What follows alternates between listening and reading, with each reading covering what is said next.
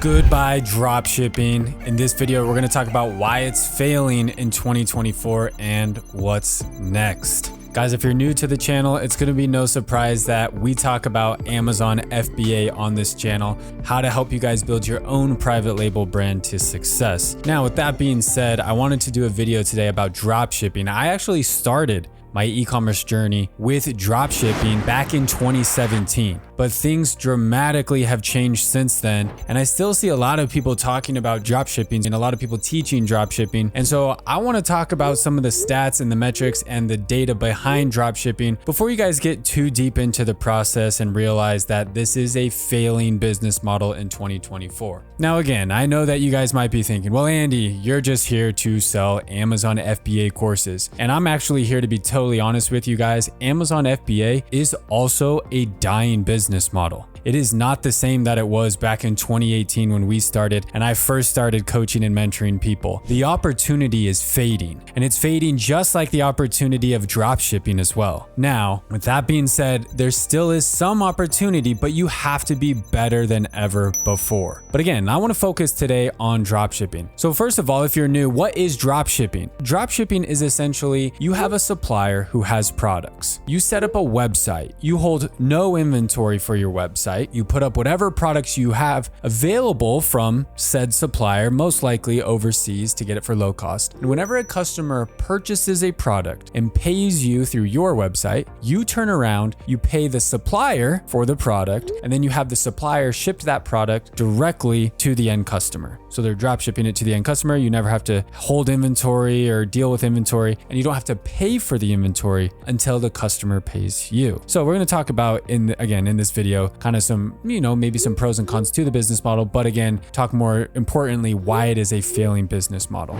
So first of all, let's talk about the rise of dropshipping. If you were to go to Google Trends and look up dropshipping, you'll see that right around 2016, it really started to gain some traction. That's when Shopify became a thing. Now, if you've never heard of Shopify, Shopify is the main e-commerce platform for building an online store to sell physical products. So as the rise of Shopify and Facebook ads and that kind of thing became a thing, back around, 2015, 2016, you started to see a lot of interest over dropshipping through COVID. We're going into 2022.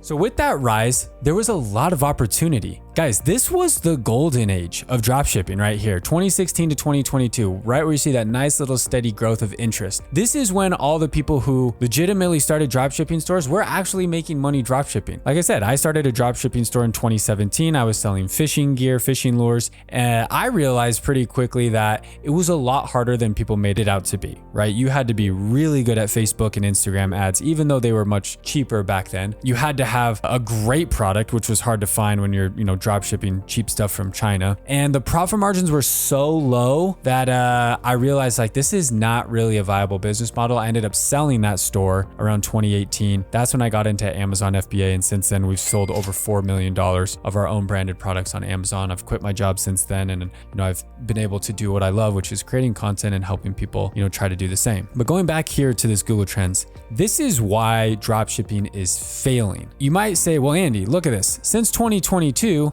look at this massive spike. Look at all this interest. That's the problem. The interest is the problem. So with all this interest, with this massive surge in interest over, let's say, since 2022, over the past 2 years, the market for dropshipping is extremely saturated. There are thousands and thousands of people trying to open dropshipping stores every single day. And so what that does is, everyone's going here to AliExpress. They're looking for random stuff, they're doing research or whatnot, but they're finding random crap here on AliExpress. They're creating Shopify stores and they're trying to run Facebook, Meta, TikTok, whatever the next ad platform is to try to get sales. But again, the problem is all of that is getting even more competitive. So it's harder than it's ever been to run Instagram ads for a $15 face mask and try to get a profitable conversion, or to run Facebook ads, or to run TikTok ads, or even if you are trying to do TikTok shop, influencer marketing, that kind of stuff. Guys, for these low price, cheap Chinese products, it is extremely difficult to be profitable. And a lot of people are going to learn that the hard way. Now, the other big factor that is crushing dropshipping in 2024 and moving forward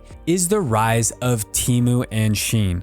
I'd like to think most of you guys have probably heard of Temu by now. And here's the scary thing about Temu, and this is scary for us as Amazon sellers too. Temu is starting to build fulfillment centers in the United States. So before, Temu was like Wish, right? Where you go on this website, you buy super cheap stuff. They have all these flashy deals, but it still takes 2-3 weeks to get to you. And it's pretty low quality crap, but some people don't care. It's getting even scarier because now they're shipping all this inventory to the United States, to their fulfillment centers, where they're gonna be able to offer 2-day shipping just like Amazon Prime at prices way below what's being sold on Amazon because they don't have all the fees and all that crap. So Temu, Shein, these platforms are just squeezing the crap out of the profits of dropshippers who were before selling all these products effectively here in the United States. So that is another big problem for dropshippers in 2024. And like I mentioned about advertising, how do you get people to buy your products on your Shopify website? This is not Amazon. Amazon, people are coming, searching for products and buying. That is the beauty of selling on Amazon. The traffic is there, the traffic comes. But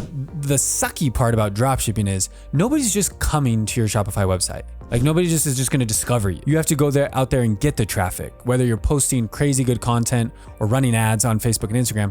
Check out the ad costs of Meta platforms from 2014 to 2023. Like I said, guys, back in like 2016 or what was on that chart, 2016 to 2022, like the glory days, guys, that's like right through here, that growth curve. Notice how that growth curve of Amazon, Facebook ad, Meta ad spend, look how that ad spend is increasing pretty much at the same rate that you're seeing the interest of dropshipping. More and more people want to dropship. So what do they do to get sales? Spend more on Facebook and Meta ads. And then what happens? You get to here where it's like crap. Everyone's doing this. Everyone's spending money on Facebook and Instagram ads. So it's super oversaturated. I can't get any sales. I can't get any conversions. And now I'm mixing Temu and Shein and all that. And even Amazon FBA, which has taken off over the past, 8 years.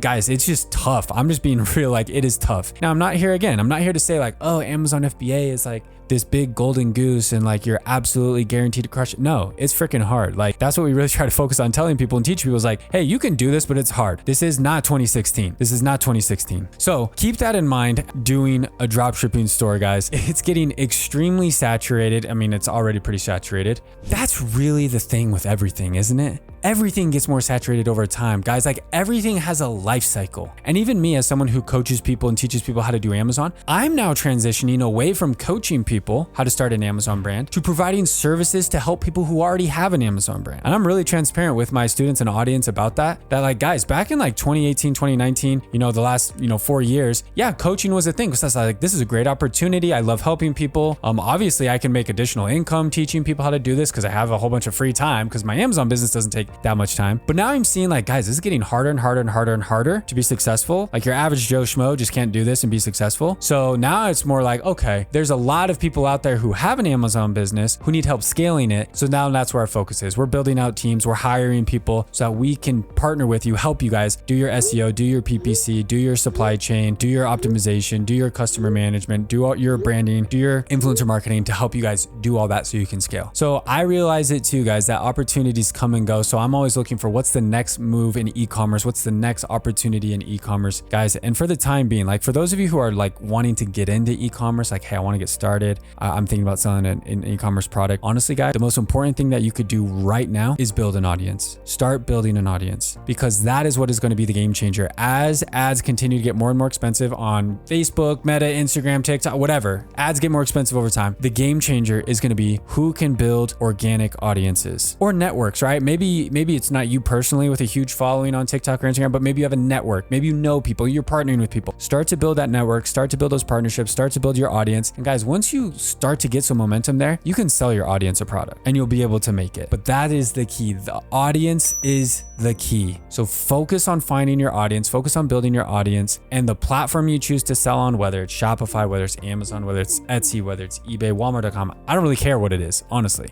But the audience is what's going to make the huge difference. And my number one piece of advice, I shared this in one of my podcast episodes. You can check it out, MZy&x.com. There's links to my podcast with an interview from my head of my agency for Amazon. He said, learn commerce before you learn e-commerce. Guys, learn how to sell, learn what people look for in products, what makes a product stand out, what makes a brand a brand. It's not just a fancy logo. What behind the brand makes it the brand. Learn commerce before e-commerce, guys, and you can be successful really on any of these platforms, but just understand the opportunity at hand and when the opportunity is there and when it's fading and what the next opportunity is. Guys, in the next video, I'm going to talk more about Amazon FBA, how we do it. I'm going to give you like a 20-minute guide on the whole process. Like I said, it's tougher. It's tougher than it's ever been before. But what the nice thing about that is it does squeeze out a lot of the bottom of the barrel type of sellers. So for those of you who are ready and willing to execute, there's opportunity still for you guys, hopefully for a little bit longer. Once again, guys, I'm Andy. You're watching Selling on Amazon with Andy Isom. See you in the next video.